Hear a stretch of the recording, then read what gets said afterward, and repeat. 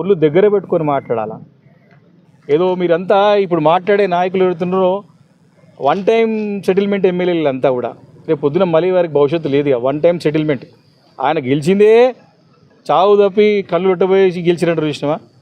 ఓడిపోయి లాస్ట్ గెలిచి బయటపడి ఈరోజు పెద్ద పెద్ద మాటలు మాట్లాడుతున్నారు. కాబట్టి కొంచెం జాగ్రత్తగా మాట్లాడేటప్పుడు బీఆర్ఎస్ పార్టీ బలంగా ఉంది ప్రజల్లో. కేసీఆర్ గారి నాయకత్వాన్ని ప్రజలు తిరిగి కోరుకుంటా ఉన్నారు. కాంగ్రెస్కి గుణపాఠం తప్పదు. కాంగ్రెస్కి జాతీయ స్థాయిలో ఘోర పరాభవం ఏదో 2-3 రాష్ట్రాల్లో ఉంది అంతే. ఒక రాష్ట్రంలో అలయన్స్తో ఉన్నది, 2 రాష్ట్రాల్లో 3 రాష్ట్రాల్లో ఉన్నది అంతే. 29 రాష్ట్రాల్లో పూర్తిగా తుడుచుకుపెట్టకపోయింది కాంగ్రెస్ పార్టీ నామ రూపాలు లేకుండా పోయింది ఈరోజు జాతీయ స్థాయిలో.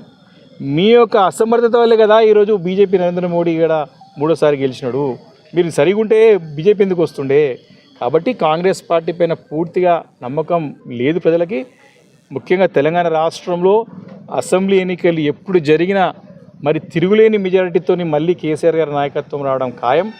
మొన్న వచ్చినటువంటి సర్వేలో దాదాపు 84 సీట్లు వస్తుందని చెప్పి ఖరాఖండిగా చెప్తున్నారు. ఈరోజే పరిస్థితి ఉందంటే ఇంకా నీకు ఎలక్షన్స్ దగ్గరయ్యేసరికి 1 side elections landslide victory కొట్టబోతా ఉన్నాం.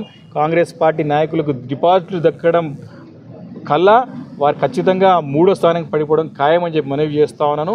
కాబట్టి ప్రభుత్వ విప్ అనేవాడు తన బాధ్యతని విస్మరించకుండా తన బాధ్యత తెలుసుకొని తన పనేందో తెలుసుకొని మాట్లాడితే మంచిది.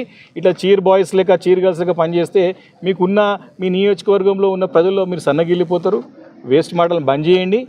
ప్రజలకు ఉపయోగపడే మాట మాట్లాడండి. ఖచ్చితంగా కేటీఆర్ గారు కానివ్వండి, కేసీఆర్ గారు కానివ్వండి, హరీష్ రావు గారి పైన మాట్లాడేటప్పుడు మీరు స్థాయి మర్చిపోయి మాట్లాడుతున్నారు. స్థాయి తెలుసుకొని మాట్లాడండి. ఒళ్ళు దగ్గర పెట్టుకొని మాట్లాడని చెప్పి సందర్భంగా హెచ్చరిస్తా ఉన్నాను.